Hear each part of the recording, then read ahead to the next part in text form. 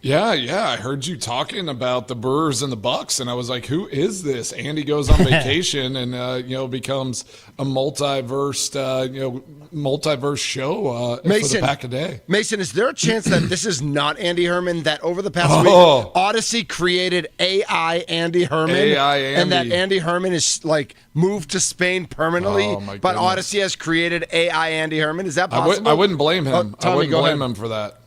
What do you got, Tommy? Were you talking? I was going to say that if it's AA, it should be artificial intelligence. Yes. Andy Herman. I like it. There we go. Yeah, no, they would absolutely love to probably replace me with a better version of me, which any AI could probably do pretty easily. So it would be probably less about me making the decision and more of Odyssey being like, yeah, it's time. We're going to go with AI Andy moving forward. But no, it's definitely within the realm of possibility at some point here, but you're getting the real deal Andy Herman here, for better or worse. Mason, I don't know if you got to react to this. How do you feel about Andy Herman leaving the country during the 4th of July? No, we talked about that. Yeah, we were disgusted multiple times during the week. Just questioning all things about his loyalty to this country. I mean, compared to blowing up an anthill that was man-made with toy green soldiers on the Mason Crosby end of the spectrum. Nobody's as American as this guy right here. That's right. I love it. Well, Andy, so sorry. We're giving you a hard time. It's good to have you back. Oh my gosh, our Brewers! What a win yesterday against the Dodgers! Just dismantled them. So we'll be discussing that. We're going to talk about kind of some of the moves that happened in the offseason with the Bucks, like who we think is the most important, and we want to get some fan reactions there. Say the segment 3 is a little up in the air, but I put a little something. We might talk about our Packers and who has the most to prove and what needs to improve there, because I was looking at some of those numbers, and I don't know if you hit that in your show, but it was a little eye-opening. TJ Slayton, the surprising thing there was that he was the number 1 run stopper on that defense. So big losing dude. him, he's a big dude. So need Kenny Clark to step up, need some guys to kind of get back into their form. We got Ty Windish at 10 o'clock, Euro Step podcast. And, then we just, we're going to, that 5th segment is kind of where the wind blows us these days. We're just we're flying around, figuring things out and, just letting it take us where it needs to go. That TJ Slayton conversation is an interesting one. Maybe I'll dive into this a little bit more tomorrow if I have a chance as well. But I was looking at this. I talked about it on the podcast for today. Of there's always this weird, should you do something, should you not do something? And defensive tackle is one of those weird ones this past offseason where I think that they maybe missed the boat a little bit on not doing a little bit more. I know that they get, Nazir Stackhouse is an undrafted free agent, and they go and get, Brinson in the 6th round, and they did it a couple things here and there. But I do think losing Slayton is important. But then I go back and I'm like, look at the contract that TJ Slayton got. Would I have really wanted that for Green Bay? Probably not. Then I looked at all the top free agents at defensive tackle that were signed: Milton Williams, Treshaun Wharton, Javon Hargrave, Javon Kinlaw, Delvin Tomlinson, Grady Jarrett, Malik Collins. I can go on, but I didn't really like any of those contracts. It felt like teams kind of overpaid for defensive tackles. Then all right, could they have drafted somebody?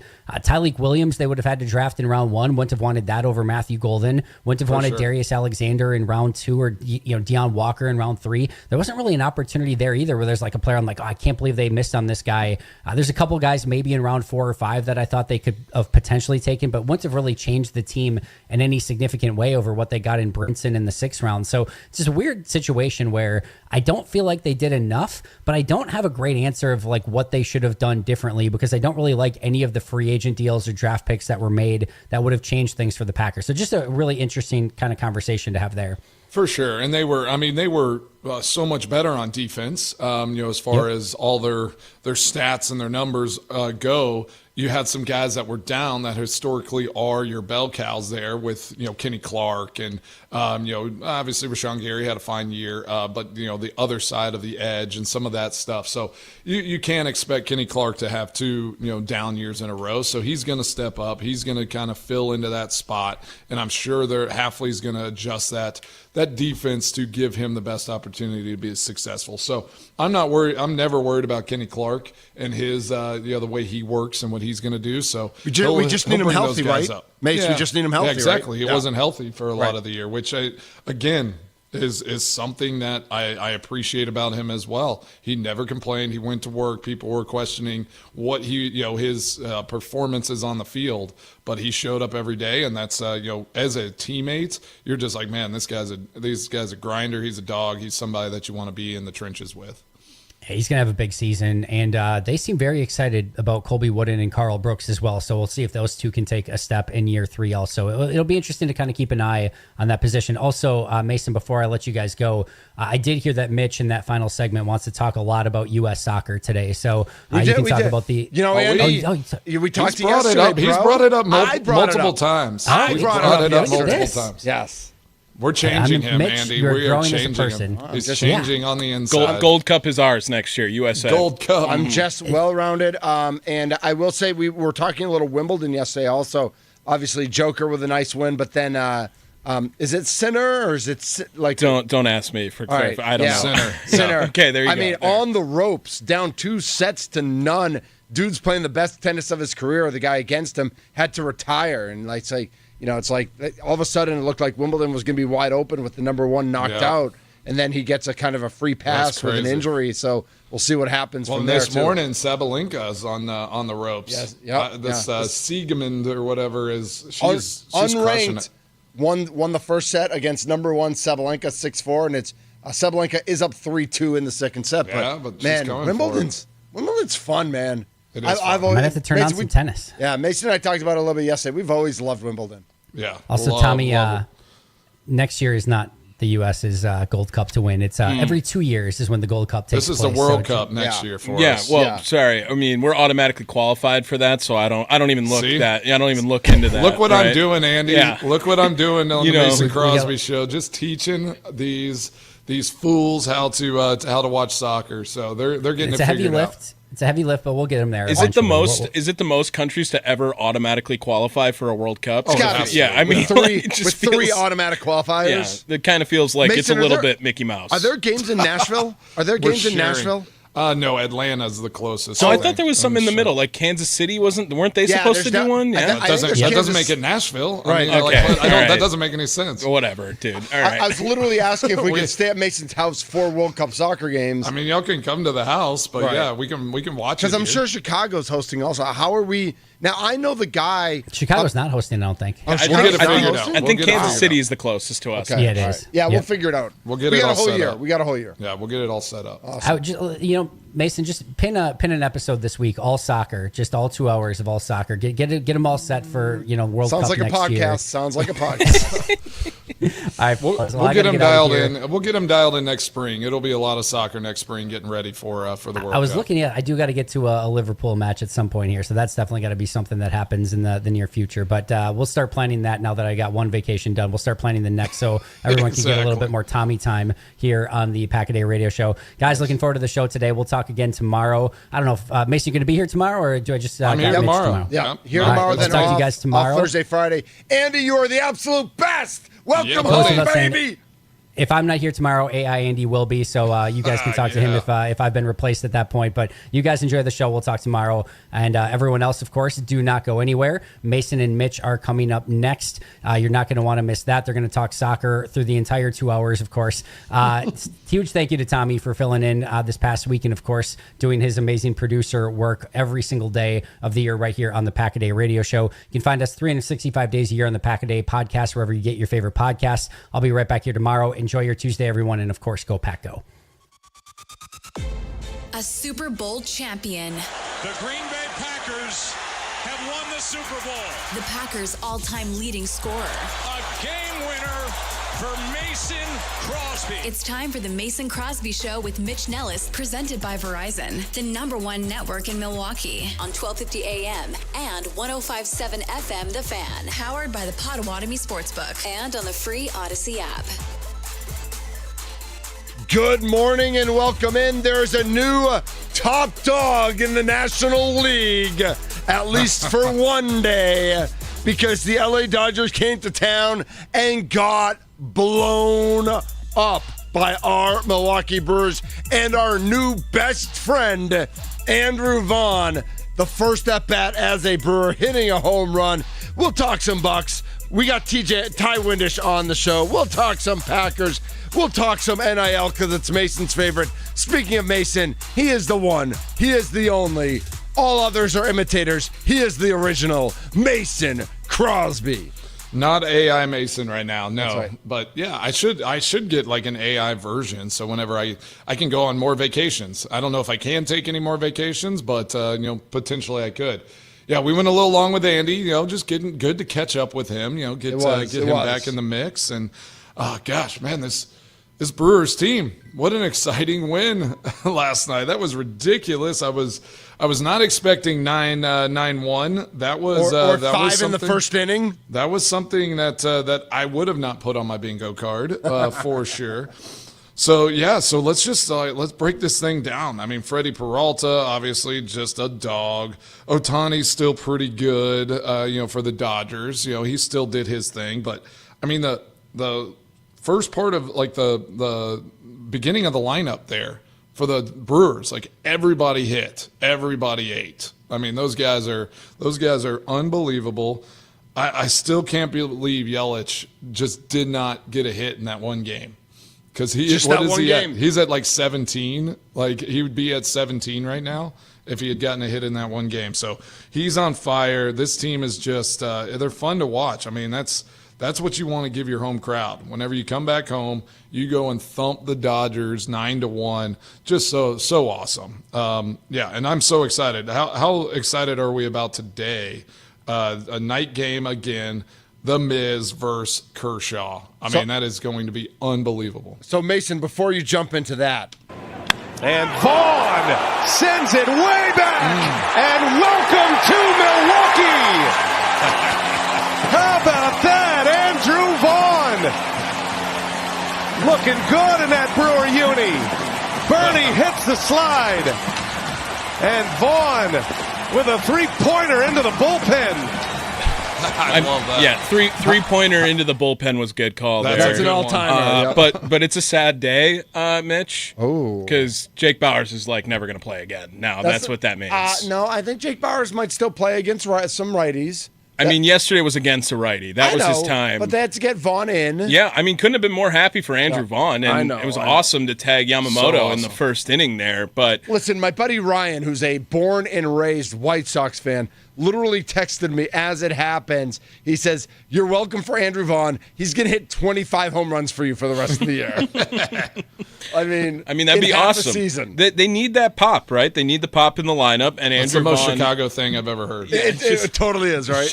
Thanking them for their failure to develop. Yes, thank you. You're welcome. But I was excited to see that out of Andrew Vaughn. And, I mean, how about Freddie Peralta also, too, just like going in dominating after being the only all-star named for the Brewers. And then he takes on the best lineup in the league and shows why he is the Brewers' only all-star as well. Yeah, I mean, it was just an awesome – I mean, Mason, you said it exactly right.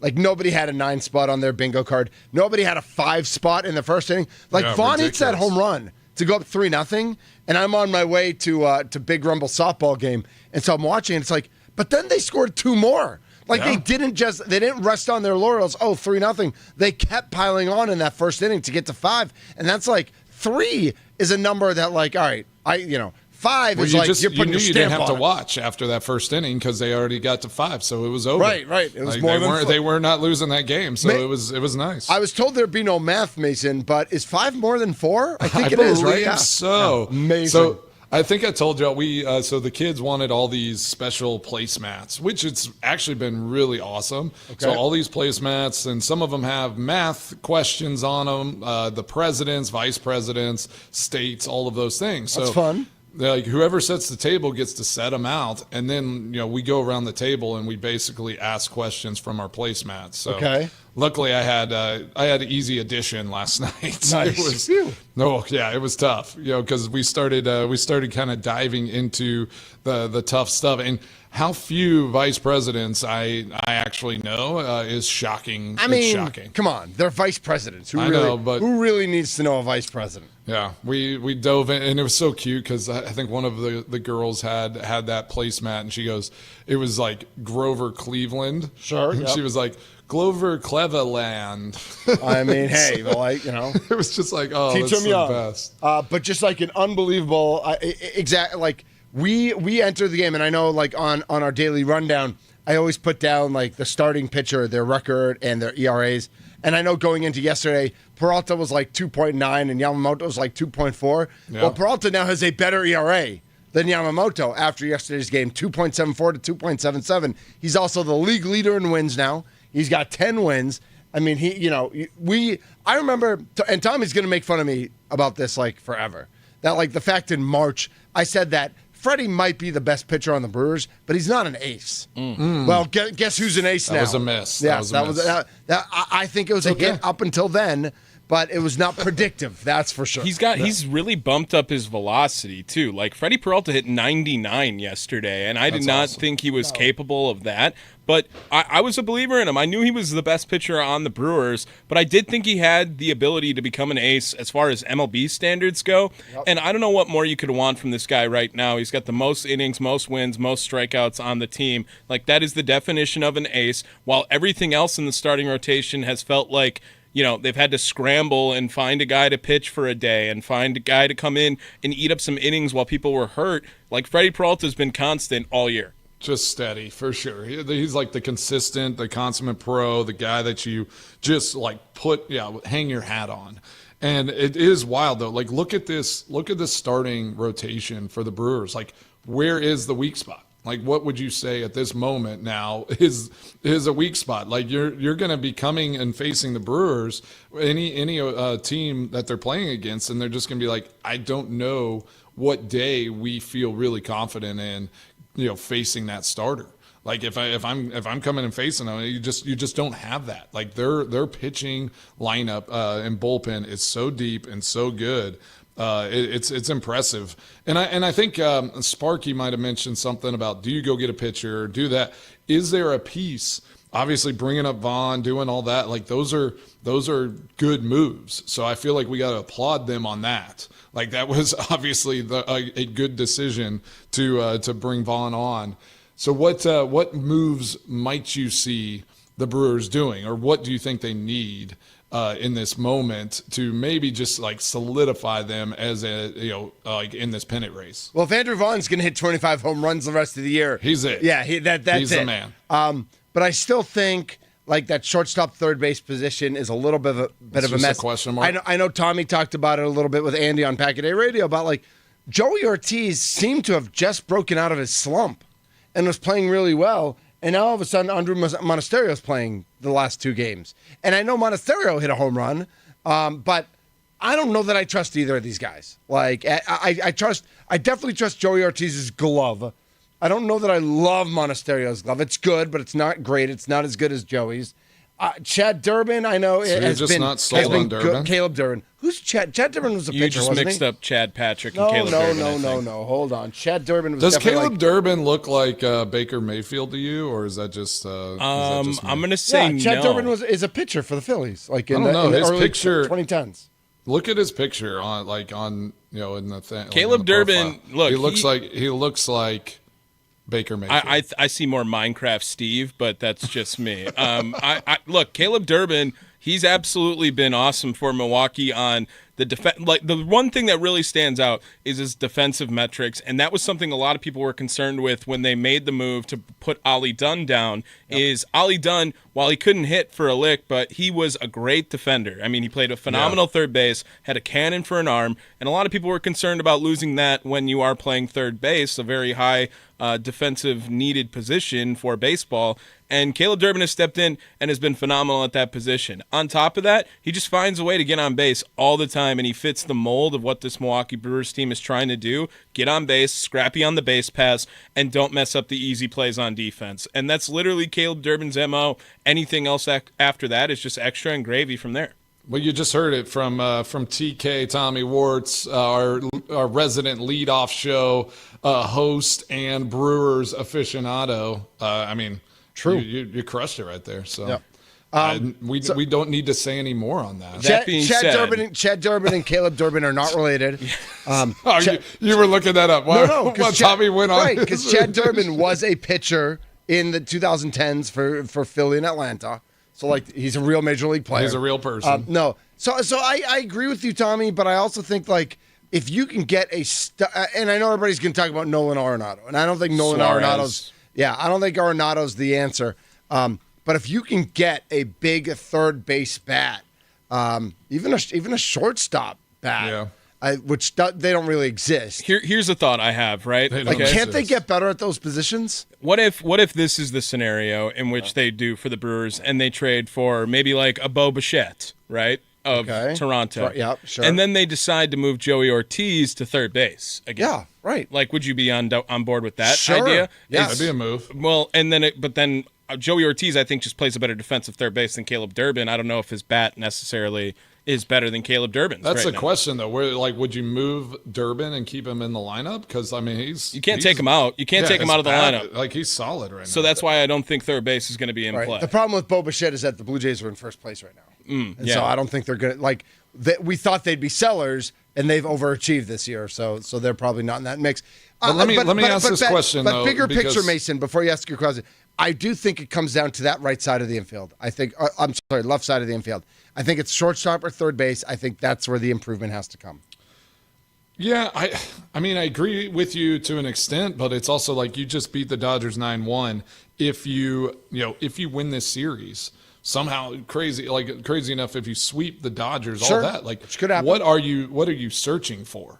Those are questions that they're going to have to ask as well. And they're developing some young guys that we've seen some movement up and down through AAA.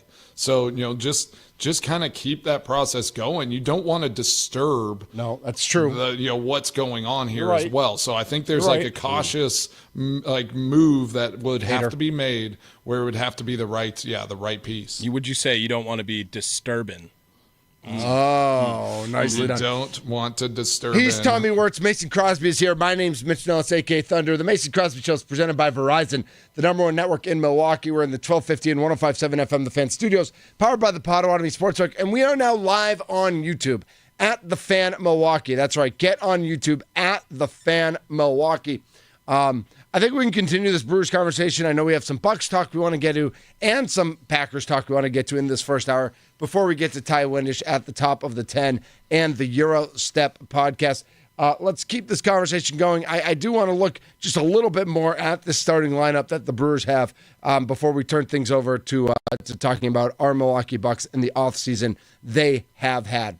Join Packers all-time leading scorer. Any guesses? Anybody know who that is? I don't know. Yep. It's Mason Crosby. Okay. And Hall of Fame wide receiver Jordy Nelson. Is Jordy in the Hall of Fame? For the Packers. Right. Yeah. So it's Packers Hall of Fame. Right. Hold on. I'm like, that doesn't look right. I love Jordy. He does not have his is it a jacket or what is it? Right? Don't you get your jacket to go for the NFL. Yeah. I don't know what you get for the Packers. Join maybe Packers like all-time necklace. leading scorer Mason Crosby and Packers Hall of Fame wide receiver Jordy Nelson at the Beloit Brouhaha Softball Slam, a charity softball game July 27th at ABC Supply Stadium that will feature football legends and Wisconsin and Illinois celebrities I'm just kidding. I love you, Illinois celebrities, to raise money for Make-A-Wish Wisconsin, which is actually one of the greatest organizations out there. Register for your chance to win tickets at thefanmilwaukee.com. That's thefanmilwaukee.com. More Brewers talk, some Bucks talk, some Packers talk coming up here on the Mason Crosby Show. Yeah, buddy.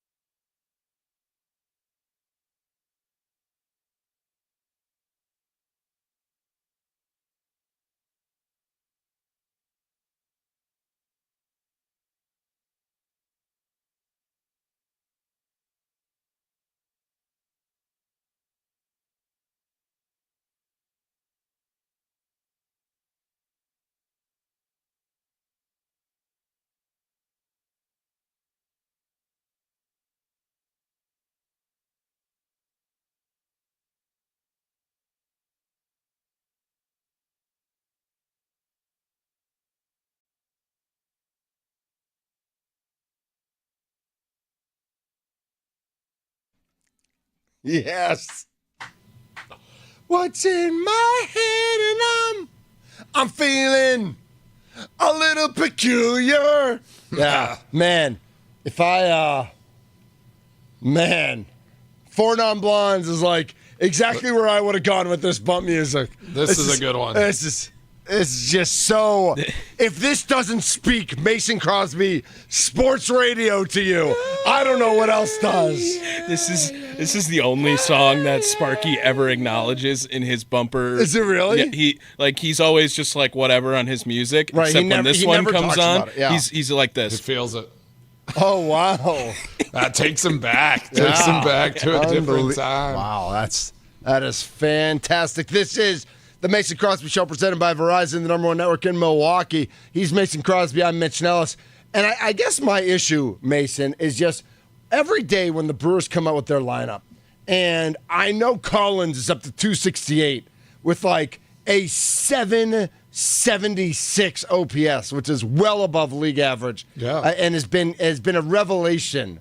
And I guess maybe we need to start trusting in Collins that he's the left fielder. I thought we've talked about that before, right? Like I'm not totally sold. Okay, but then when I see like whenever it's, what has he done wrong that you're not sold on? I mean, he's just not sure.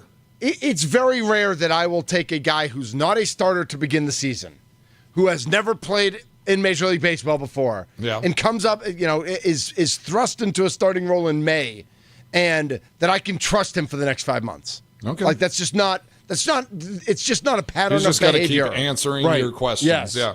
And he is. I mean, he is so far. He is answering. So every day when I look at the bottom of the order, and I'm always looking at like Collins, Durbin, and Monasterio, Collins, Durbin, Ortiz, I just feel like that's one too many question marks at the bottom of the order. All right. Where if they got a real major league proven bat that really stepped into the middle of this order and made a difference, pushed everybody down one spot, and they brought in a real 4-5 guy, 3-4-5 guy. I think that is the piece that I'm missing, that the Brewers very rarely make a move for, but I need at some point this organization to make that move for a true difference maker, not just like a backup piece, but actually something that matters. All right, so I like what you're saying though feels like Isaac Collins seems fairly solidified, where he's at and at left field, all that. So we're not necessarily saying we want to go chase an outfielder. You're probably saying more of a shortstop then, right? I'm saying a shortstop. I would take it's more likely you find a third baseman. Okay. I'm happier with the third base. Would you move Durbin to short? Or no. Where would you put Durbin? I think because he's not he's been solid. So you're right. It's shortstop. You got to find a shortstop. It's shortstop because if you look at this lineup, it's it's Monasterio, it's Ortiz. It's the shortstops that are probably underachieving. Yeah, at least in the batting order. Yes. They're fielding, whatever, the fielding's been great. The fielding's been great. And that's one of the reasons I'm confused about Monasterio playing over Ortiz, because Ortiz's glove is it's just unreal. Yeah, you can't question that. But it is so you say all those things, you look at it, all right, you go and get somebody. But it's like you just put up 9 runs against the Dodgers. Right, it's not like this team's, though. But it's not like but they've been putting up, they can this Brewers team really can find runs. So it's not like what does that piece change? I'd rather have great gloves, defense, and exceptional pitching, and then just have days like this where you find those bats and the team goes off. The other thing is, Mitch, right? They need to find a way to consistently get to 4 runs, right? That's where we're at, because otherwise the Brewers, and that's why I want to bat. They are 43-9 now when they score 4 runs in a ball game, and they are only 11 games above 500, right? And only isn't the word, it's a phenomenal start to the season, but when you hear that number, if they were getting to 4 runs, they are the best team of all time in baseball, basically, right there, with 43-9 record. If that's what they need is to go out and find a bat, whatever can get them to manufacture to get to 4 every game, then that's what they have to go after. Because defensively, they're unreal. Pitching and defense, they're awesome. And I know it's early to talk about this, so if you don't want me to use the P word, I won't. Power rankings? No. What happens? What happens after 162 games? Okay. Okay. Play the 163rd game. Exactly. When they're tied with the Cubs for first place. I'm not necessarily concerned about what they're doing on July 8th against the Dodgers. I'm more concerned what they're doing in October. No, I agree. And that's what worries me, because when you have 2 or 3 dead spots in your lineup in October, it tends to show up more.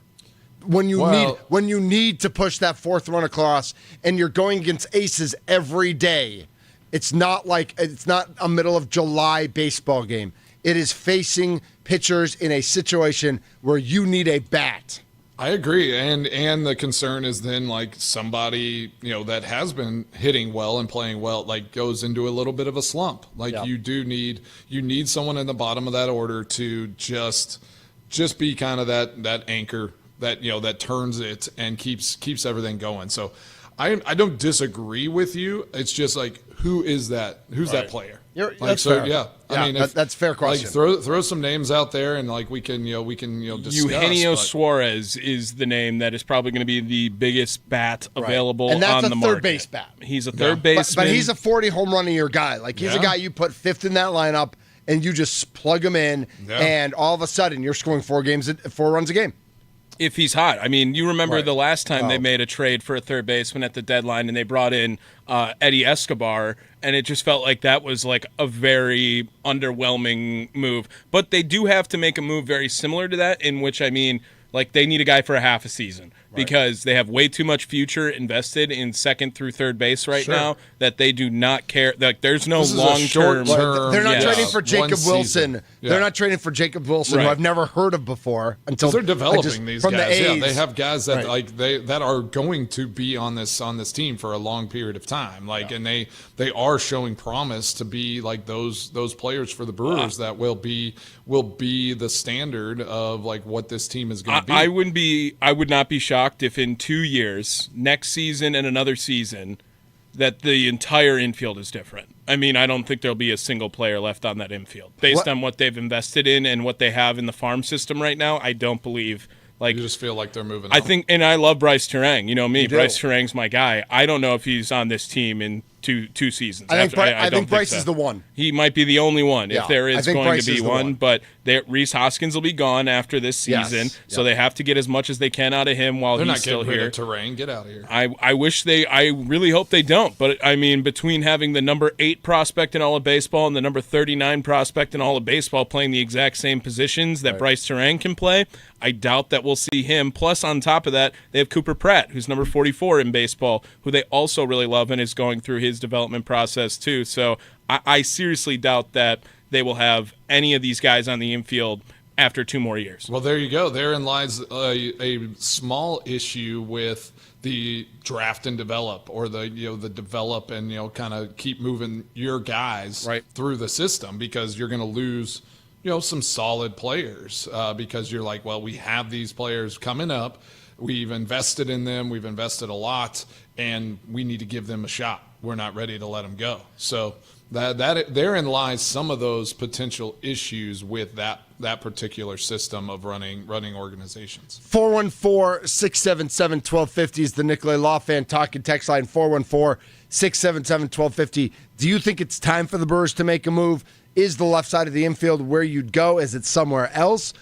Feel free to throw us a text or give us a call, 414-677-1250.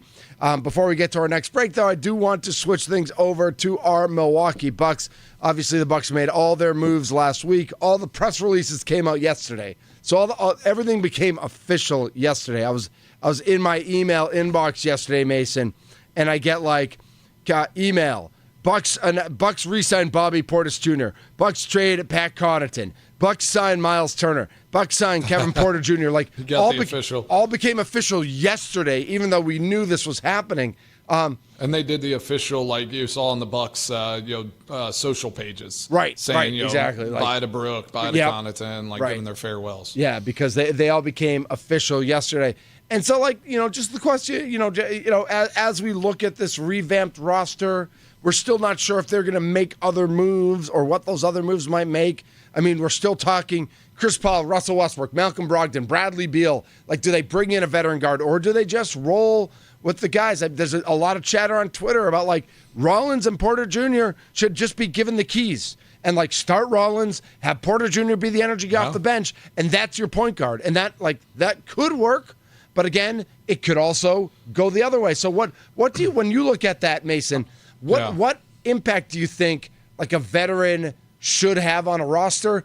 And can you sometimes just give the keys to the kids? Well, and I don't know if this makes me old school or just how I've seen things, happen. Mm-hmm. It's very rarely, and in NBA and basketball might be a little different, but very rarely are you just going to bring in somebody that, just is a home run, like a veteran that's been bouncing around, whatever, and it's like that is the piece you needed. It just doesn't always work that way. So you have guys in the building. You have guys that have been in the culture and the organization. They've been around Giannis. Like they know how to manage that space, and that is something that is good. And we talk about that about college sports now. I feel like that's like the concern with all this transfer portal, the moving around, is that you never, ever get comfortable. And as an athlete, there's something about that familiarity, that comfort. They talked about Dame whenever he came to Milwaukee and whenever he went, like leaving his family. Camille talked about that. Yep. Camille Davis, where she was like, he was not happy for a whole season because he was lonely. He didn't have his family. He didn't feel comfortable. And he was going through a not happy divorce. And going like through a nasty stuff. Yeah. So those pieces are real.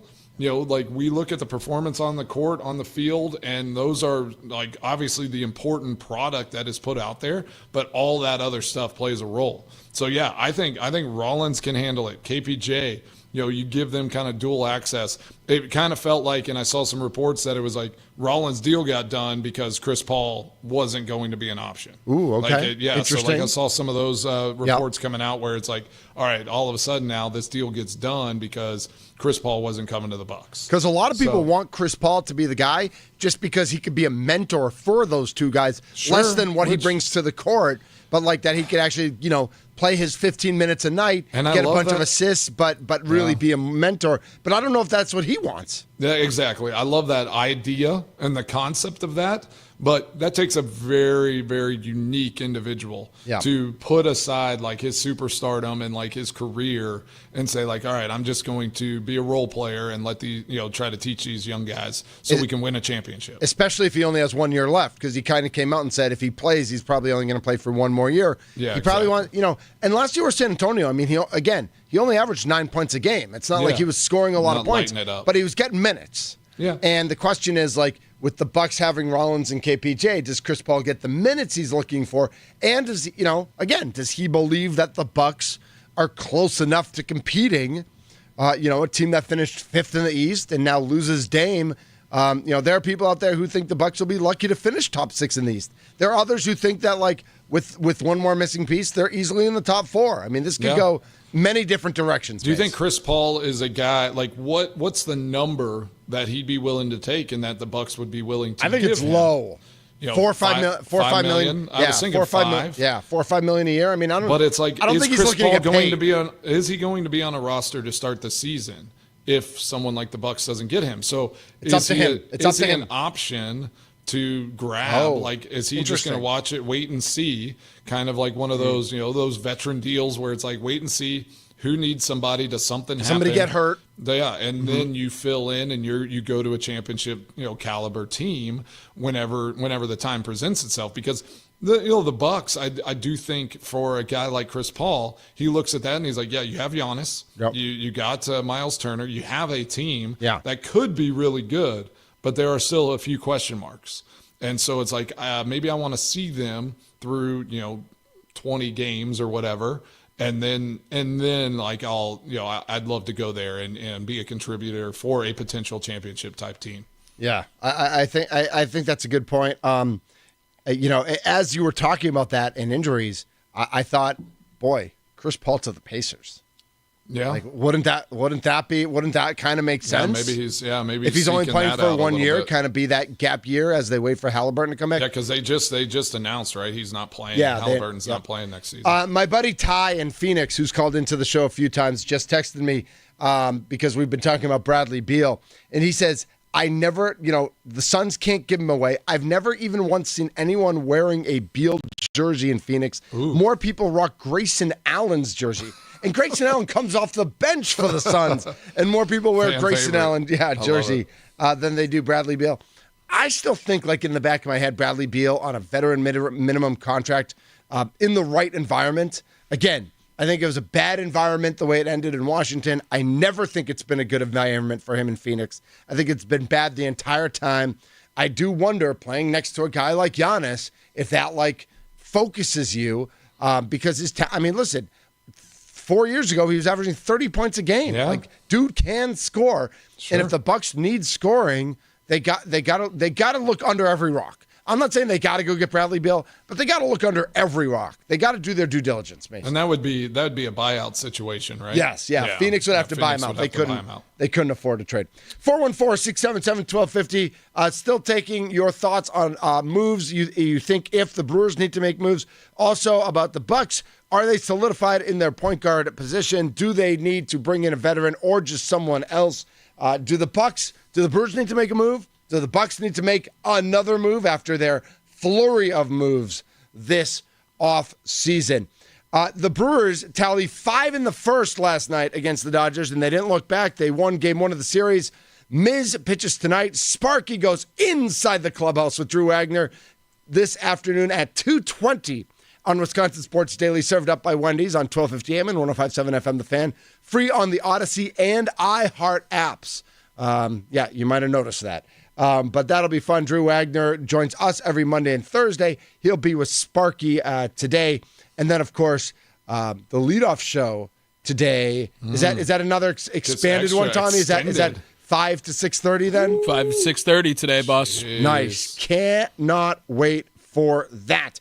More of the Mason Crosby Show, presented by Verizon, the #1 network in Milwaukee. We're still talking Brewers. We're still talking Bucks. We're going to touch on a little Packers coming up. I miss football. I need a little something. I don't even like football, and I miss football. I know. I need a little something. There's been a void for a little too long. So we'll just nibble at it a little bit. I like it. He's Mason Crosby. This is the Mason Crosby Show.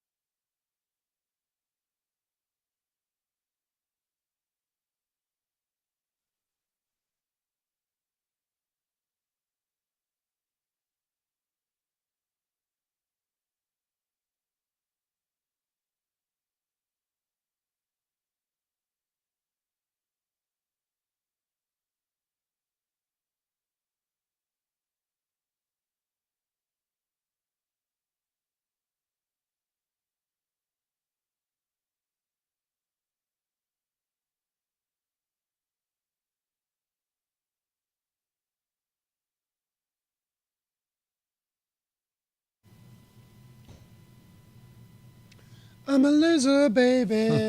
Oh, my God, so Mitch. why don't you kill me? What happened to your camera there, Mitch? Relax, There we go. everybody. There we go. I moved. Heaven forbid I should move. Track you. Yep. This is the Mason Crosby Show here on 1250 AM and 105.7 FM, The Fan. Also free on the Odyssey app and the iHeart app, in case you're wondering. That's right. Check and us out. also free on YouTube. Mason, when you log into YouTube, I don't know if you know this or not, it's free, right? Like you just type in youtube.com and there you don't have to pay anything. There's no paywall. And then you type in the @ sign at the Fan Milwaukee. And then there's like one good looking and one really old dude just talking to you about sports and just looking good over here. Yeah, well, one of the two of us at least. I mean, we look good. Look what I have behind me. Oh, Lambeau Leap. Oh, Lambeau Leap has replaced the cup of tea, huh? That's right. Where is the cup of tea? Is it like it's kindling? Down, no, it's just down next to it. Okay. We just changing the background a little bit. Next year, I'm getting you one with wine instead of tea, and then you can put it behind you and Molly during Crosby's crew. Yes, exactly. Oh, that'd be amazing. No, she decided she gets the TV behind her, but I guess it works out because I get to look at it. Right, because you can see the TV. So I'll get to see the TV. You want to be able to see the TV. Yeah, we need more TVs. I was going to say the wine would work if it was like Mason and Molly and Aaron and his new wife, but I'm pretty sure his new wife is AI. So, like that was, I actually was going to tell you guys this, like for the past month, I've been meaning to drop this on you guys. Okay. And haven't. I'm pretty sure it's AI. He's married. He's married to the internet. I'm pretty sure he has it. Did they make that movie? That is it the Joaquin Phoenix movie? Her. Yeah. Is that after? Right. Is that the Aaron? Well, what if story? it's another situation where it's like I said it was a wedding ring. I didn't say I was married. You know what I mean, yes. right? Yeah. Like that's very Aaron. That's very Aaron. There was no. I went to a wedding and I just decided to wear this. No wedding. I don't think there was a wedding or a ceremony. He went to one. Right, he went to a went wedding. to right. someone's wedding. And he because Bakhtiari came out and was like, "Hey, at least one of my former quarterbacks invited me to his wedding ceremony." He's married to the earth, guys. Yeah. It's AI. He's married to Elon. Did you see? I saw a meme where it was like, he's talking. He's like, finally, I'll tell everybody. And he's like, I married myself. a female AI version of myself. I'm the only person I trust. I hope he marries someone named Aaron. ERIN. Well, and then there'll be Aaron Rodgers is married to Aaron. Well, Rodgers. and Mason, you remember? I mean, there was that little flirtation with Aaron Andrews. There was that little situation. But she's married. She's been married. Well, for a now, long time. but they were canoodling. Before. They were canoodling in Boston during a Celtics playoff series at one point. Gosh, canoodling. They were hey. We've all what canoodled. era are we in? We've Where all are canoodled once or twice. Let's go. I have to ask one question here. I just noticed, Tommy, are you wearing a Detroit Tigers? He is hat? so Tom Selleck from Magnum PI right now. I am. Okay. What's the jersey? I can't see. This is just Wilmer. Wilmer Stingers. Yeah, just perfect. Just the Northwoods League. Good old Josh Tykrow. They don't even know I have this. I stole this last time I was there, but now it's out there. Now they know. They know. So why the Tigers hat though, bro? It's literally for a Magnum PI. That's what I wear as a costume every year. I just go mustache and wear a Hawaiian shirt. It's the easiest costume. Because your name's Tom?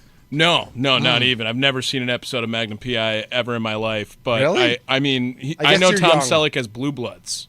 Right. That's it. That's all I got. Well, he was Magnum PI for a long time before Blue Bloods. Correct. Okay. All right. That's fine.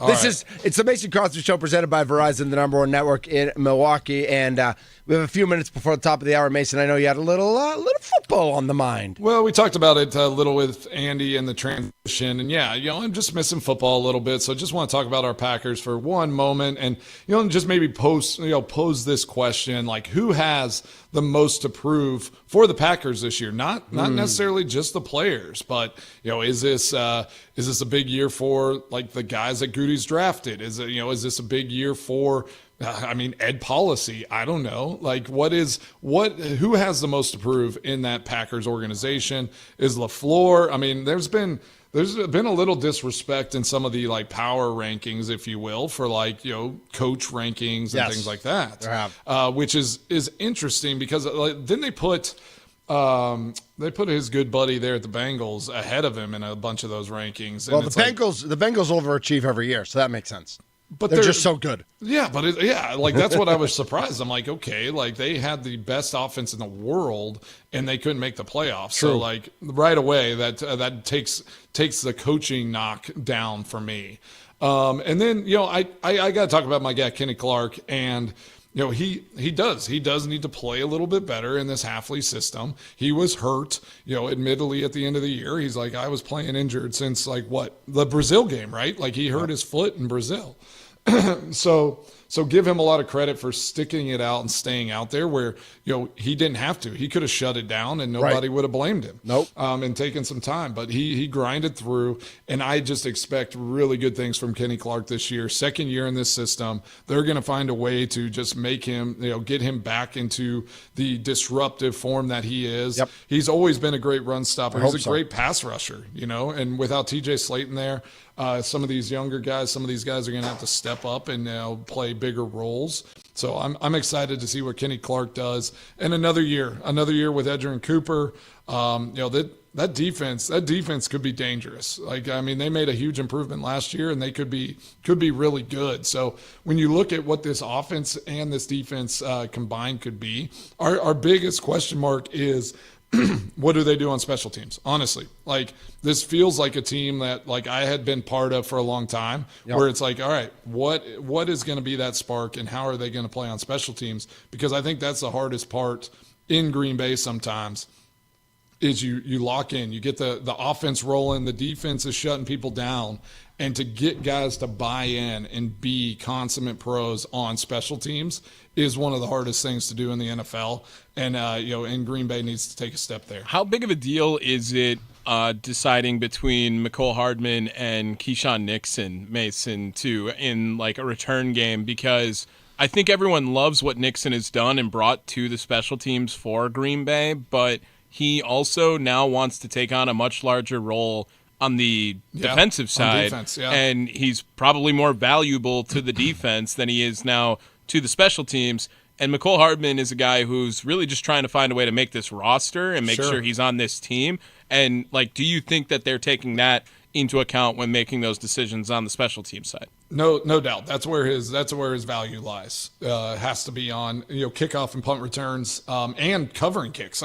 A guy like Mecole Hardman's going to have to go and tackle. He's going to go have to play on. Well, kickoff what about as punt. A special teams unit? Keyshawn's been the guy there. Do they have a lean or anything along those lines? Are you hoping Keyshawn Nixon is returning kicks because he'd be the best guy to do it, or do you think that he should have to change his role if he wants to take on bigger responsibilities on the defense? We're all going to see, what that looks like now because in the new rules, there are going to be more kickoff returns. It's just going to happen. So he's going to be. And I think he said it. He's like, I'll be in there if I, whenever, if it's a big moment and I need to, and I'll go. Which I get that, and there's been guys that have been successful doing that. Sometimes getting reps and doing it consistently can help you to break those returns out.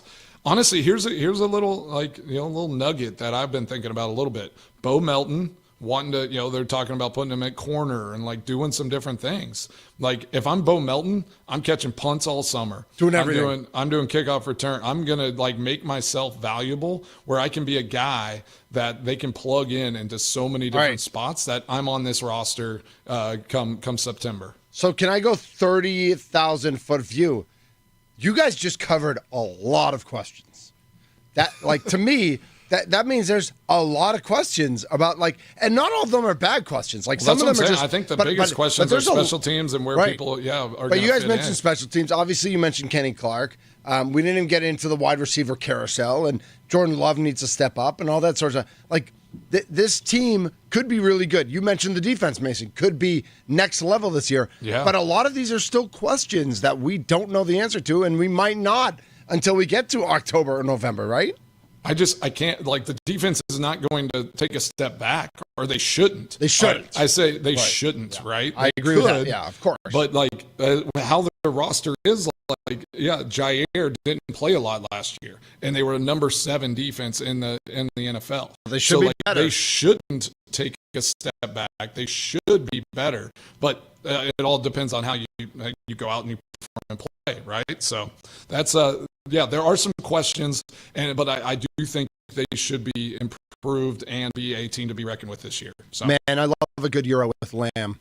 I know they do turkey sometimes or chicken, but like the original gyro is meant to be eaten with like really juicy lamb. Let's gyro step it now with Ty. Let's go. Exactly. Ty Winders coming up next here on the Mason Crosby Show, presented by Verizon, the #1 network in all the Milwaukee.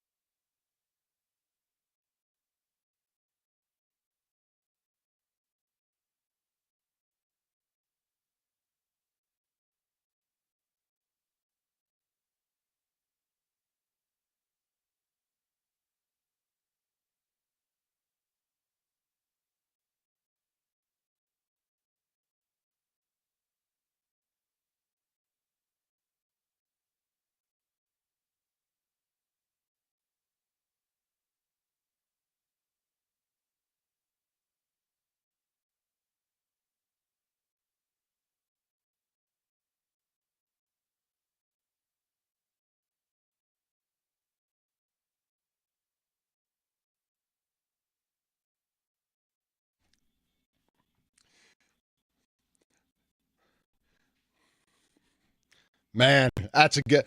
This one brings back some memories. Yeah, it does. Mason, this was way before Aaron Rodgers said RELAX to Jason Wilde on the radio. It was Tuesdays. It was a segment called Tuesdays with Aaron. Before Tuesdays with Aaron was a player, he would join us every Tuesday. And actually, Aaron Rodgers got his start on the radio because they were golfing together at Whistling Straits. Tauscher had to hit a shot. He just gave the phone to Aaron Rodgers while Homer and I were on the air. Like, nice. Not even telling us who he was giving the phone to. And Aaron was still a backup at the time. Yeah. And he was hilarious. Oh, yeah. And he crushed it. But anyway, this was Mark Tauscher's theme music. Yeah, like when he first started doing radio hits, when he wasn't a big radio guy yet, but was just, an offensive lineman for the Green Bay Packers. Just doing his thing. Yeah, that's awesome. Yeah, it makes sense for Tausch. Yeah. I love that. And that's a great song. This is the Mason Crosby Show presented by Verizon, the number one network in Milwaukee. Excuse me. Joining us now, it's right. Joining us now. A lot of things. I am. Joining us now on the fan guest hotline powered by Gruber Law from the Eurostep podcast with just delicious lamb that just is just juicy and wonderful. He is Ty Windish. Ty, welcome to the show. Thank you for having me. I agree. I'll indulge in a chicken gyro from time to time, but a true gyro, it's got to be like the hunk on the spinning thing, right? Like that's really the right. Where you're cutting it off. Yeah, shave it off of with there. The sword. Exactly. Nice. That's what I prefer. Yeah, giant the sword and rotating very slowly. Yes. Just a neat cube. You don't think about it too much, about the cube much. You don't want to think about it too much, but it tastes good. True. And where it's presented. I was talking to somebody over the 4th about that, and they were like, oh, man, I had these amazing tacos, and they were shaving it off, and they were down in Mexico, and I was like, and he was like, it was inside, and I was like, oh, okay. Because I remember as a kid going, and we'd be in like a little market, like walking around, in Mexico, and they'd have them outside, and the flies are going around, and they're chopping them. I'm like, I don't know if I'm down for that, but So, how you doing, Ty? You doing all right? I'm doing well. Yeah, I'll save I won't. At the Renaissance Fair, they have those turkey legs, and I hear those also, they get hosed down if they're outside. And made me change my stance on those, but I'm doing good. It's been a very fun Bucks off season, very active. I think some moves that nobody saw coming, myself included. So keeping up with all the cap stuff, all the possibilities, and seeing what is the team right now and where do they go from here. And that's the stuff that gets us going at the Eurostep. So it's been a fun, busy couple of weeks in July here. For sure. Yeah, Ty. So just run us down your thoughts on, re-signing of players and you'll bring in Miles Turner and all the Dame Lillard stuff. I mean, there's a lot that's going on. We've been talking about it so much. So I'd love to hear your thoughts and your opinion on all of those moves that have been made. Yeah, certainly didn't see this coming. Opening up cap space, I had thought was just never going to happen in the near future again for the Bucks. Certainly not this year. And it's obviously painful to waive a player like Damian Lillard, a player of that stature who, you gave up quite a bit to get and was just so important to the team and putting him with Giannis. But I think on our first show after our kind of immediate reaction, I said, as much as it's painful, I think they really probably ended that era on the court there when the Achilles popped and this was formalizing it. But realistically, Giannis is 30 now, turns 31 early in the season. This gap year idea sounded great, but I think the more I look at this, I just think leveraging everything you can for the next 2 to 3 years when Giannis is going to be 30 to 31 to 32 and then 33 just makes more sense intuitively than saying, let's maximize Giannis when he's turning 33 2 years from now, when I think he'll still be really good then, but these are the prime of his career years. And I think there's a certain nobility, even if it's risky, in saying we're going to try and do what we can to put the team together now. We're going to bring back the players who played well last year. We're going to get younger. We're going to bring in Miles Turner, who I think is probably the perfect fit next to Giannis at this point in his career. And maybe there's another move or two. I think they're in on a lot of players who are available right now. I think they know they're a little light on perimeter play, but that front court sure looks good. And I can appreciate John Horst in this front office continuing to just go all in and say, Giannis, you're our guy. We're going to give you every chance we can. Ty, yeah, I totally agree with you. I mean, the creativity that they sought out to go and get Miles Turner, and if anything, they kind of did Dame a service and a justice to say like, hey, we're gonna carry your contract and we're gonna take that hit. We're gonna release you. Now you can go sign, with a team that you want to whenever you're healthy. So. If anything, from a player side, like it always, it's never fun getting released, but he actually now has opportunity to go and extend his career and find a place that really fits for him. Talk about that. You said there in the backcourt, they signed Rollins, they have KPJ. They're looking at those guys as potential, the guy to carry it at the point guard. Do you see still a potential move happening to go get a veteran to kind of shore that up, or do you think those two can carry it? I think they can carry it. I think they really did show that down the stretch last season when, we were saying on the show, obviously, you lose something if you're aggregating one player's production into two, right? The whole point is getting less players who can do more, especially in the NBA when you only have 5 on the court. But Rollins and Kevin Porter Jr. combined basically were meeting Dame's production throughout the course of the games. It was roughly the same as if you had Dame and then an ineffective backup guard, which we've seen plenty of throughout the time covering the Bucks, unfortunately. So I think they feel okay about that. I think it's more about just pure talent in the perimeter. I don't think it has to be the point guard spot. I think, unfortunately, probably the most talented scorer right now, who I should say is poised to become available. Bradley Beal has not been bought out yet, but if he was willing to come on a veteran minimum contract, which is pretty much all the Bucks have left to offer, obviously just, player who went through the ups and downs, mostly downs in Phoenix, but someone who scored 30 a game before in this league, who's not super old. I mean, that's no one else on the team besides Giannis can say that, right? Just having another go-to scorer in the half court, I think, is probably what they need the most. They could use some wing defense, I think, too. Maybe they just use Kuzma there. We'll see. But I look at it as not they need a point guard necessarily, but more of, okay, Chris Paul's an impact player. Can we get Chris Paul for, you're not giving up anything. These veteran, it's just filling a roster spot with a minimum deal. So I think they're just taking as many of these swings as possible to see, can we just get another impact player? I think, frankly, they'd prefer if it was a 3. I'd say that's what they have the least of right now, the small forward. But there's just not those guys aren't, there's not like a proven 3-and-D wing out there for vet min. That doesn't exist in the league anymore. They're too valuable at this point. Yeah, that makes sense. Ty Windish with the Eurostep podcast. We're talking Bucks and all the moves that they've made on the Mason Crosby show.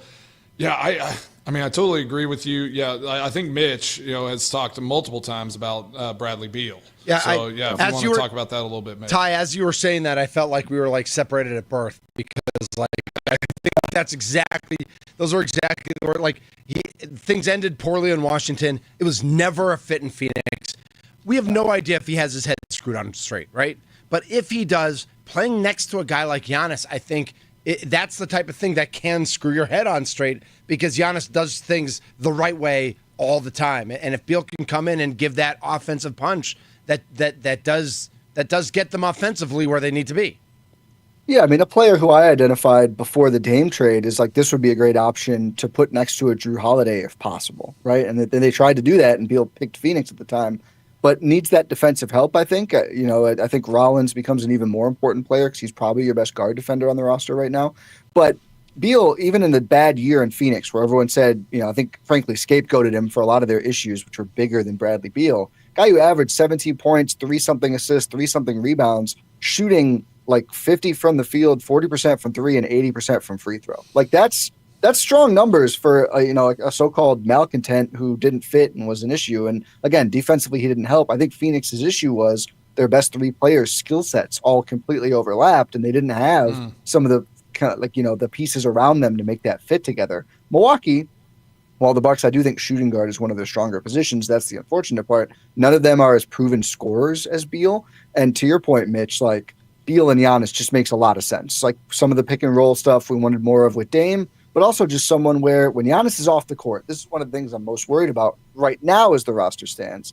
You're asking a lot of players to really step up and do a lot, maybe outside of their comfort zone offensively. Whereas if you have Bradley Beal, that's what he does. Give him the ball, he'll go and get a bucket. That's some of the Chris Paul appeal, too, of he can run a pick and roll with anyone, and it's going to be an efficient action, even at year 40.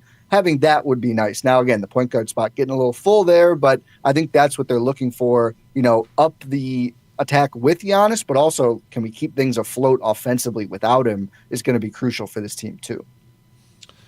Man, yeah, I love that breakdown, Ty. And something that I've said a couple times, and just being in that space for a long time, I do feel like at some point here, Giannis has to break some of the silence, and like maybe just kind of get out in front of this. Obviously the trade talks, all that stuff is kind of quieted down. But at some point, I think he just needs to, he's going to have to come out. And I don't know if it's before the season starts or when they report, but just, give that affirmation of this is what we're doing. I'm excited. We're gonna go and chase the championship. Do you think that's important for the team and for the fans, or is that just kind of a nothing burger? I think it's important, probably more for the fans. I mean, we got the report. Chris Haynes came out with the Giannis doesn't like the way things ended with Dame day of, but also Shams from ESPN had he and Turner are excited to play together. So I think that was kind of a. It's tough it had to end this way, but that is an exciting pairing. I think Giannis realizes that. So I think, I'm not a big GM Giannis guy. I think a lot of this stuff gets overblown in the league because of some narratives with LeBron like 10 years ago. But yeah. I do think there, to some level, he was like, yeah, I'm intrigued by the team we're putting together here. I would imagine it'll either be like we usually get one a year, like a Greek or a other Europe source. Maybe we'll get an interview with him and he'll give some sort of at least vaguely supportive, or maybe it'll be when he's back. Because I know right now he's got his whole family in Greece. They're vacationing. He's posting on social, having a great time dancing on a yacht. So certainly not looking. He's not looking like a guy stressed out about the 47th overall pick, which is what ESPN was running with during the draft. Like, they have to get that exactly. Like, yeah, I'm sure that's make or break for him. That's something that he's stressed about. Yeah. Yeah. Versus Tyrese Proctor there. So I think it's fine. I don't think fans should have to worry. But of course, anytime the big fella comes and says, I'm ready to go in Milwaukee this year, let's go win one, which I think is probably his outlook. It makes everyone feel better from the top down. So I hope it happens, but it's not something I'm dying to see, if that makes sense. So I don't need it, but I want it. I like that. Yeah. Ty Windish, the Eurostep podcast, joining the Mason Crosby show. And we're talking all things Bucks. Yeah, I totally agree. From a player perspective, it was like, those things, like we internally talked, everything was always good. But I will say, like, when Aaron would jump out in front of the media and like give those things, it did. I think it just put everybody on the same path. And those are important things for superstars, to kind of lead the way for the organization and for the fan base. And so and Giannis does a good job with that. I'm not worried about like where his head is and all those, but I do think as that time comes, it's going to kind of shape where the mindset is for this organization and fan base. But I'm excited about this season. I was joking in an earlier segment, missing football a little bit though. Yeah, so yeah. It was like, it's like had to talk a little football in the previous segment, and I don't know where all your allegiances lie, but I'm guessing, are you a Packers fan and like dive into any of that space? Yeah, I am. So I kind of came back to it. It's interesting. I kind of my rebellious phase as a kid was not like riding a motorcycle. I started following the Saints for a bit there. Like when Brees, I love that. I was a nerd, as you could tell. I was like, I'm gonna cheer for a different sports team for a while. So watching that game, that first game back in New Orleans after the Hurricane Katrina, when Brees had an insane comeback, I was just like, these guys are awesome. So kind of rolled with them for a while. Still watching a lot of Packers, but now doing more of like the media stuff and just doing more, hanging out with friends and stuff here locally. Just started to fall back into the Packers more. So if you want to say fake fan, I'm okay with it. But watching those games now, not doing the $10,000 Sunday ticket just to watch the Saints go 4-13 or whatever. So much more fun to just watch the Packers games, talk to people about the Packers. So excited for the season as well. I love basketball the most, but there's nothing like football Sunday. The way they make every week feel like a primetime event, there's nothing like it in sports, at least American sports. So I'm excited for it too. Fall is a special time. You're making Mason feel good, Ty. Thank you. I can already see it. Like I can see the goosebumps. Like you know how excited Mason is for week 1 NFL football. Oh, man. Well, I don't understand. Like the NFL is usually, at the top of everything. And it's like they've now lost July somehow. I don't understand why they don't have. They've lost the first half of July. On. Yeah. Yeah. Training camp is coming, bro. Exactly. Yeah. They got to take like a half a month off. Yeah. Ty Wendis joining us here on the Fan Guest Hotline powered by Gruber Law. Ty, Summer League starts, Thursday night? I think Bucks Thursday Denver, for the Bucks. 8:30. Yep. How much do you get it? Do you get into Summer League? What are you looking for? Is anybody like Austin Jackson Jr. we know is playing, and like does he need to prove himself or do something? Like what are you watching for in Summer League this year? Yeah, I mean, you know the answer, Mitch. I'm a sicko with this stuff. I'm super excited. There's 2 total first-round picks in all the games they currently have scheduled. It's like they put all the teams who didn't use premium draft picks together so no one could watch those games, and I'm so excited. So they pushed back Andre Jackson Jr.'s guarantee date, which is a little interesting. I don't think it really has much to do with how he looks at Summer League. It may just be more flexibility if there was other moves coming and they needed to potentially waive him, but probably a nervy Summer League for him regardless, with that happening yesterday and him playing in 2 days. I'm excited for the rookie, Boglia Markovic. We're not sure if he's going to be on the roster or not. He may stay in Europe for another year, but we do know he's going to be on the Summer League team. So big opportunity for him to maybe influence that decision. Tyler Smith, the second-round rookie from last year, has some really fun tape. He's going to be there. So seeing those two kind of, are they 3s? Are they 4s? Who do they play with in the rotations? Like, how do they look guarding? That's going to be really exciting for me. There's some like Hurd and G League players. John Butler Jr. is a big who can really shoot it. The Hurd traded for last year. He's going to be there. I'm excited about that. Mark Sears, the 2-way, the kind of legendary from Alabama, college right? player. Yeah.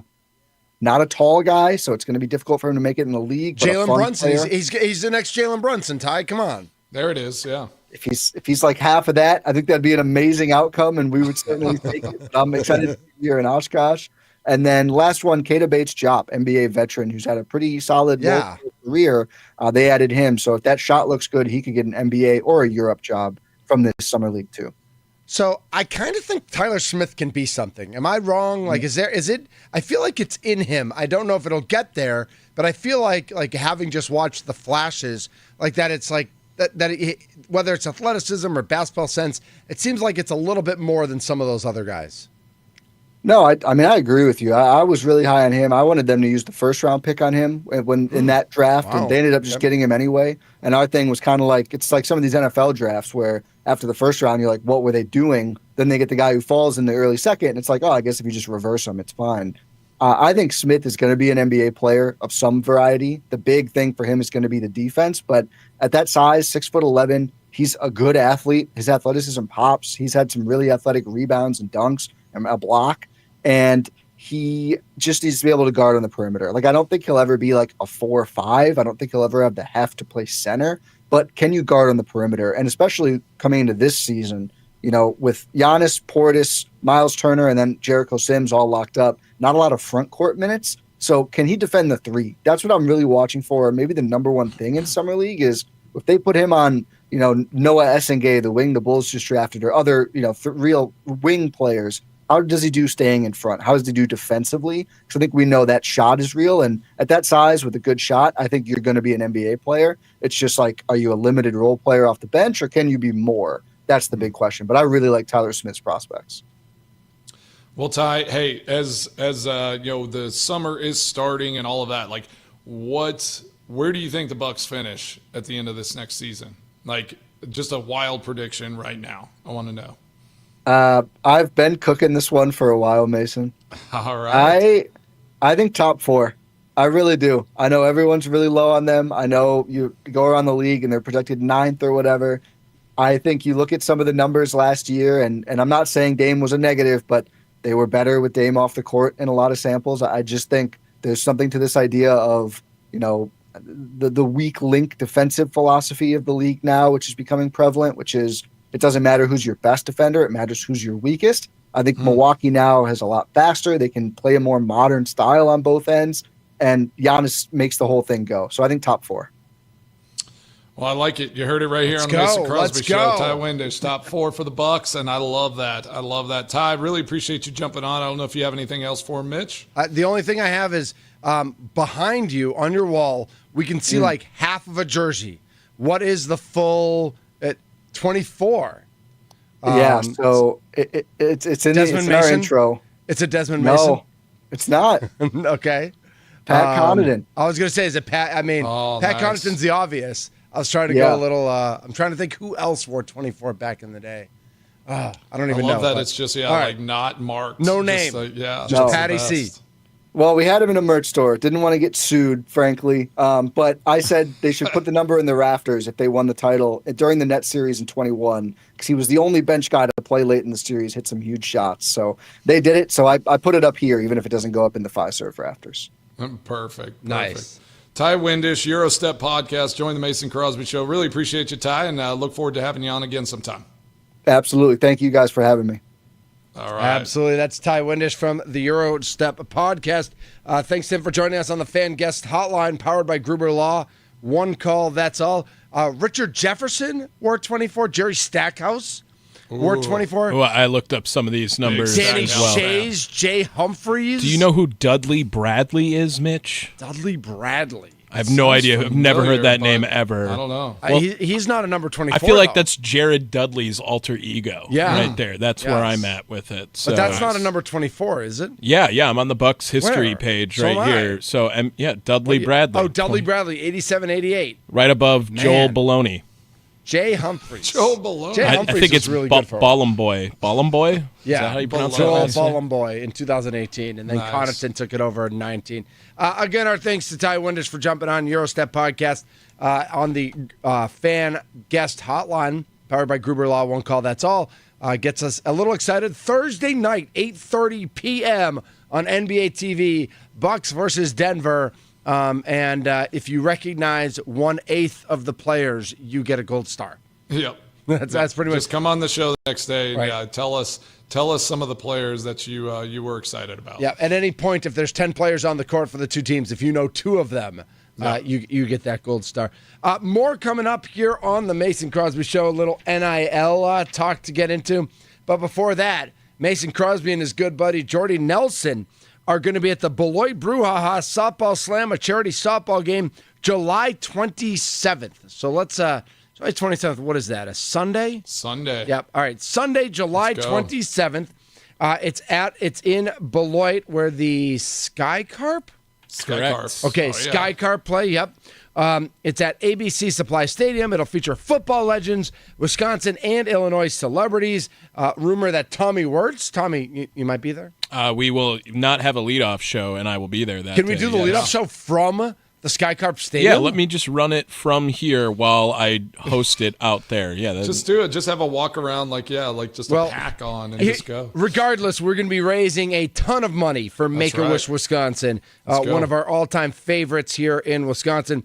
Longtime executive director Patty Gorski just retired. Wendy Cousins takes over. Forrest Doolin's still there. They do amazing work at Make-A-Wish Wisconsin, so we are going to be supporting them. Register for your chance to win tickets at thefanmilwaukee.com, thefanmilwaukee.com. More of the Mason Crosby Show, presented by Verizon, who I think they're coming to my house today at 1:30. Ooh, nice. Get that internet set up. Little boosted internet. Perfect. Powered by our friends at Verizon. They are the #1 network in Milwaukee.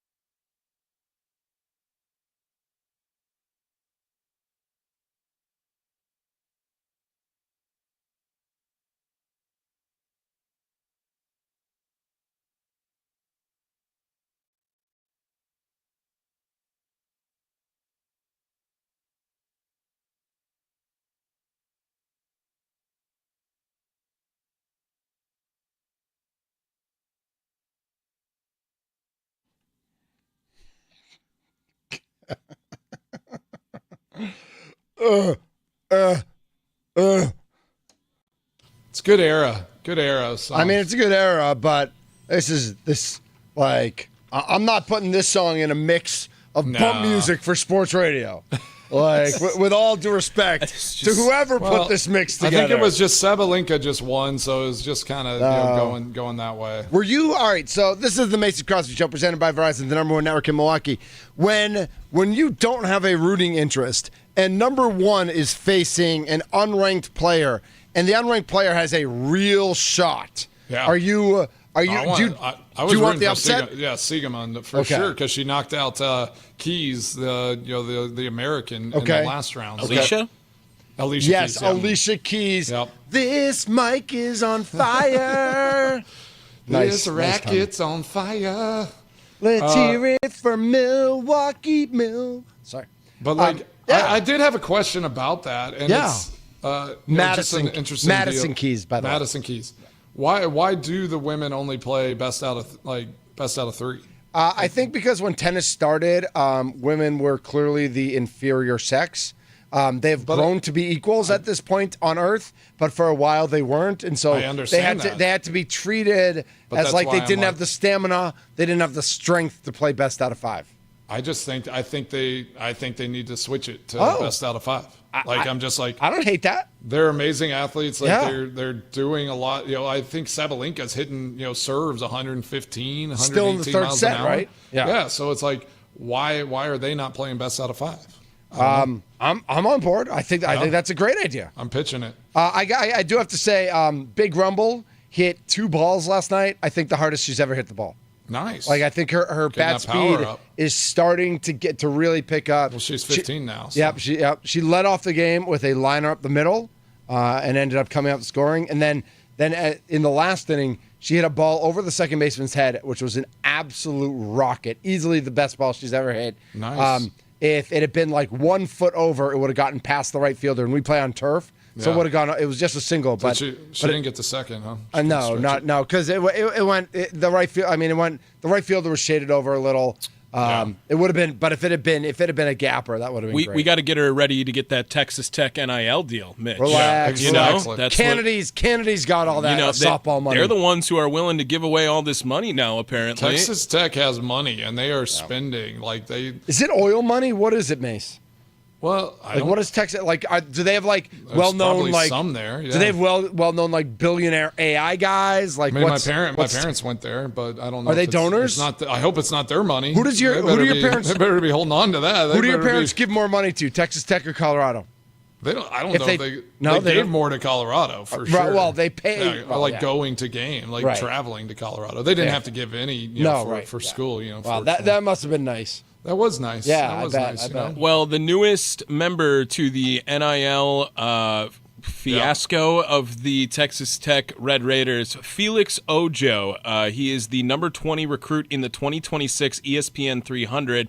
He committed to Texas Tech on Friday, and his NIL deal is a fully guaranteed 3-year, $5.1 million contract being reported now. So this isn't NIL. This is an actual university contract? Correct. So this is actually this is the first contract, a part of that $20 million that they are allowed to give, right? Which is, I think, per season, right? It's per year. Yeah. So. What's the math on that, Mitch? Is it 1.2 million, 1.3, 1.7 million? It's like running a 5K, bro. Okay, but I do that all the time. He's coming in 26, though. Is that right? Or is he? Yeah, it's 2026 is when his so he's deal not is even there. Going to be there this year. So, I'm guessing it might be Ojo, by the way. Yeah, probably. That's my guess. I used to call Jesus Made Jesus Made until I heard it for the first time too. But I used to call it jogging yogging. Jamius, right? I mean, probably Yamius. It's Yami. But now we're wondering, and I put this on the rundown today because the 10-20 segment usually is always lumped in with some sort of college NIL talk when we're really getting grooving and going. And now, I mean, I don't even know if this is now just another pro sports topic at this point. It kind of is. Because this is now a contract that's agreed upon, and I'm really curious what the verbiage is.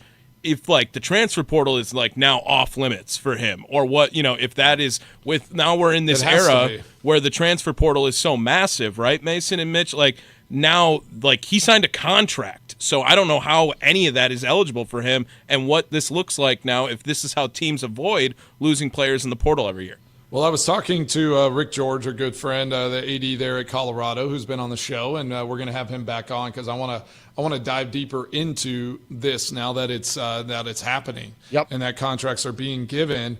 But he was saying that he envisions a CBA at some point. It's got to be like players. Otherwise, players have to have protections. Like the teams have to have like that option, because now this contract is. It's binding, right? So like now you have to have some sort of facilitator to like make sure these contracts are legitimate, that they're getting like paid their value, or like different things like that. Like you have to have a governing body on both sides at some point once these contracts start getting bigger. So it'll be interesting to see how that looks. I still believe there's going to be a carved out league, where all these teams start deciding that they're just like, well, we want to form our own league and pay these players. I'm still all in favor for a promotion relegation type league. You know how I love soccer, where you got like the top 20 teams. Sure, yeah. And then like you kind of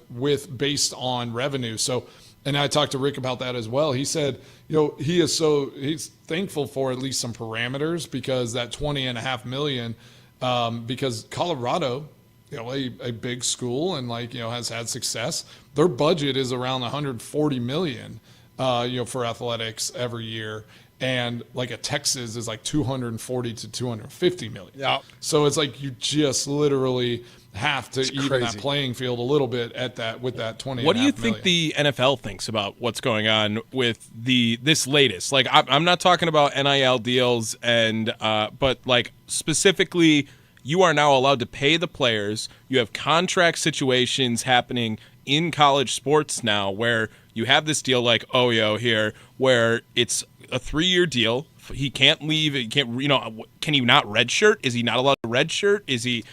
Like what are That's all true. the? A 3-year deal, yeah. Like it's not a 4-year deal. Like redshirt this guy. I'll bet he can get. I'll bet there are outs. I'll bet if he wants to transfer after 2 years, but like, how do you think the NFL is reacting to this like professional state now in college sports, where like you're going to have guys coming in maybe not as hungry because they have their money, or they have new systems. Seen the numbers? Like, is this contract fully guaranteed? It's a fully guaranteed contract. No. Yes. From what I read, it's year to year. 2.5 of it is guaranteed, or 2.3 of it is guaranteed. So basically, it's worth up to 5.2. Okay, I have it here that according to his agent, it's set to join Texas Tech on a fully guaranteed 3-year, $5.1 million contract. That comes from the Eli Letterman article from the 4th of July on ESPN. Hey, yep. good for NFL players.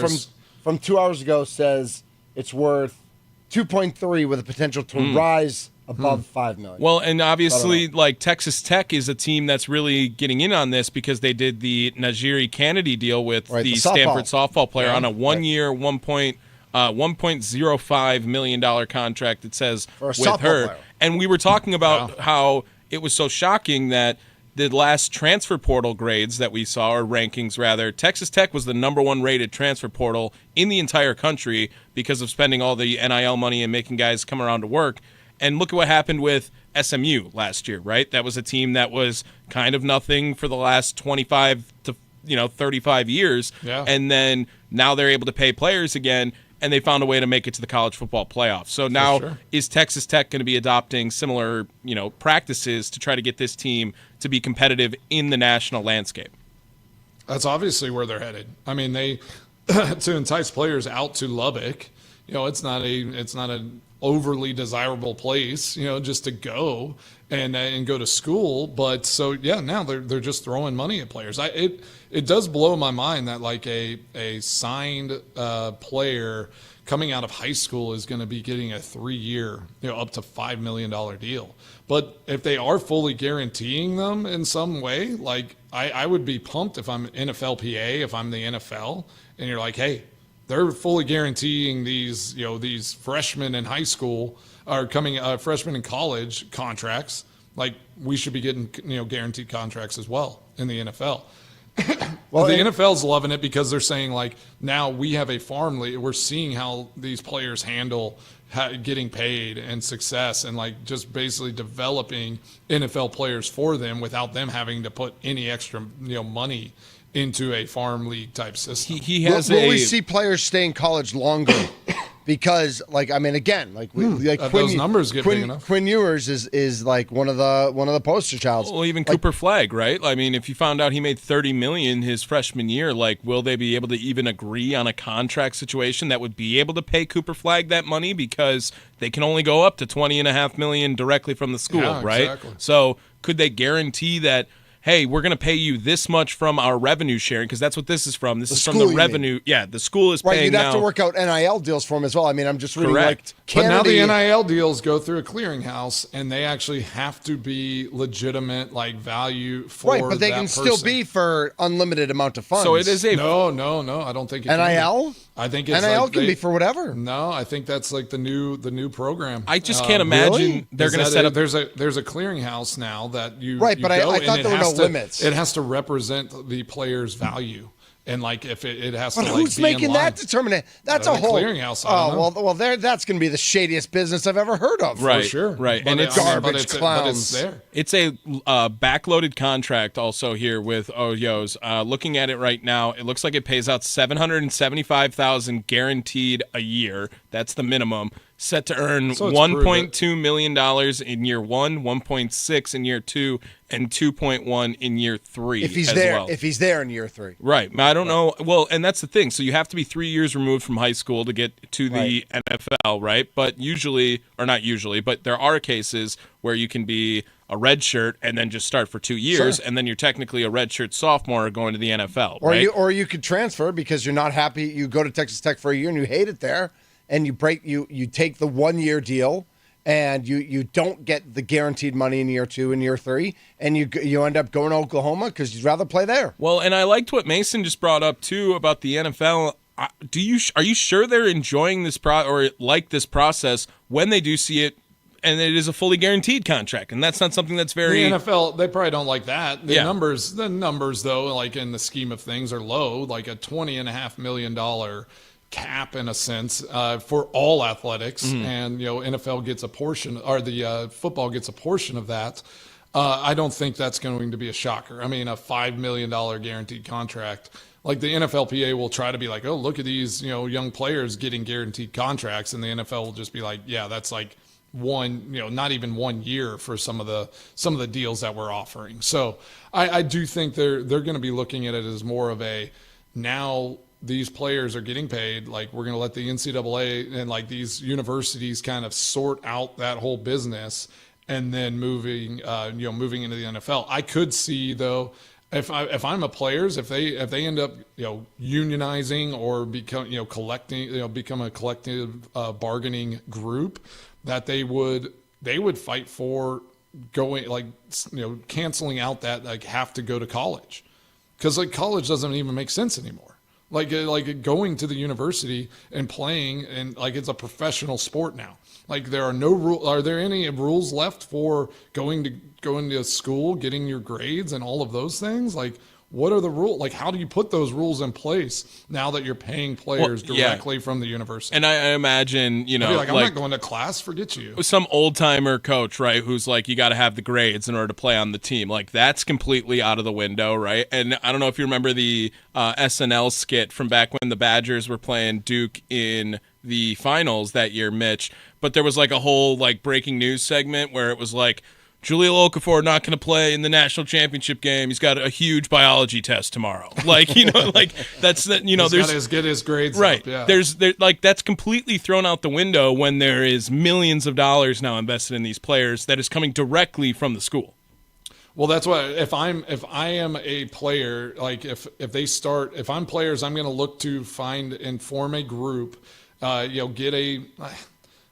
union, whatever. Like you're gonna form something that you can collectively bargain with, and then you're going to cancel that out, because if you say like I can go directly from high school to the NFL now, your money in college is going to increase because they're going to have to figure out a way to pay you more to keep you from just skipping college sports, right? So all that this is going to turn into is just another professional league across all college sports, not just football, because they have to go that route, or the players will unionize and they will decide, like, we want to be able to have the option to go straight out of high school to the NFL or a professional, sports league where I can make 3x what now y'all are offering. Mitch, when you remember the wave of players going to the G League Ignite as opposed to going to college? Yes, in basketball. Do you guys think about any competition being formed from this, if they are just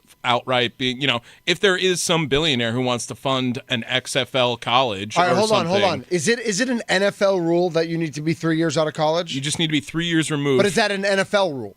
Yes. So if I'm the UFL, I say, hey, everybody, guaranteed $2 million a year contracts. Let's play out of high school.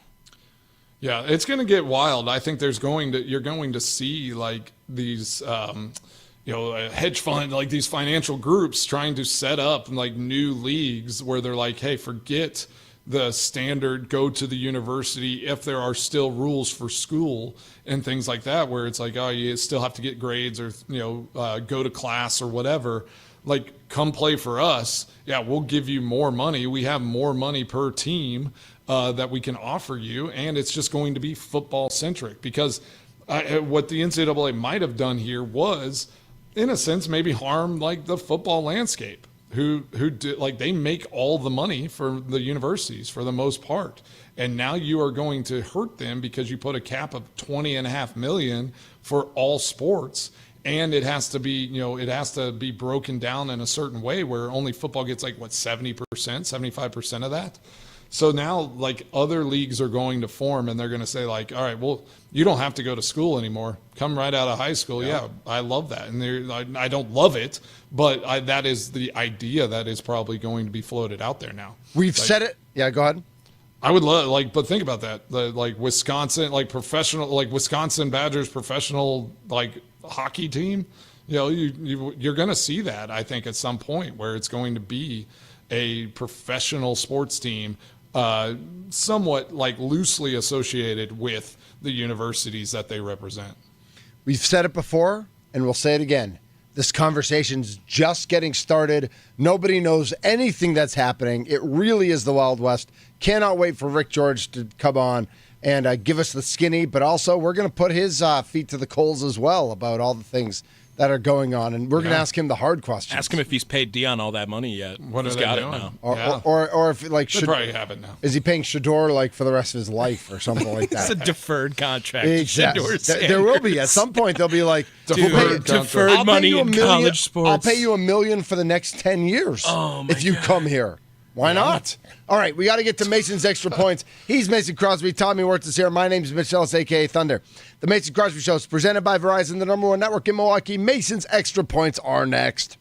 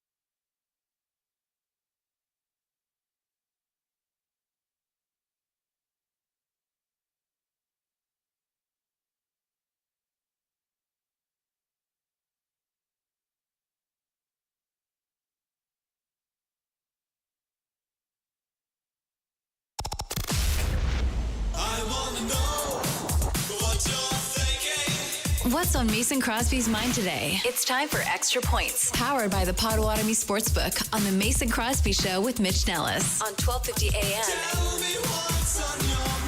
and 105.7 FM, The Fan. All right, it's going to be a quick one for you here today, and it's man, we got into the NIL stuff. We got into paying college players and these young athletes, and it gets me revved up, and it just makes me start thinking. It's sad. It's sad for sports. Like, you just won't have any like nuance or difference. It's like go right from high school, and I mean, you're going to start paying high school players. Like, you just won't have those moments of, I was an amateur, I did something unselfishly, worked hard, I went to school, did my best, and then I had my opportunity to go professional. That bums me out. I like, those are some of my like favorite moments are, when you get that step. So I hope they can figure it out. I hope they can kind of still keep the game exciting and fresh and fun. But now we're just going to be watching professional sports all day, every day. And college sports, there's an era of like mistake and inconsistency at times, and we're somewhat okay with it because they are young, they are figuring it out. Once you start paying them, you're a professional and you're expected to be a professional and do things the right way. So I feel like we're taking the kid out of all these sports, and I definitely don't like that. But thanks to Ty Windish from Eurostep Podcast for joining the show. A great Tuesday here on the Mason Crosby Show. Really appreciate y'all joining us on all of our platforms now. YouTube, iHeart Podcast, Odyssey Podcast, on the Fan Milwaukee. You can see us in all different places. So continue to join us and really appreciate the support. This is the Mason Crosby Show, presented by Verizon, the #1 network in Milwaukee. Live from the Fan Studios, powered by the Potawatomi Sportsbook and on the Odyssey app.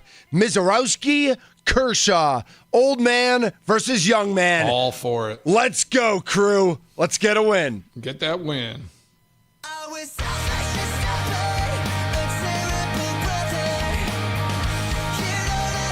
Forgive me.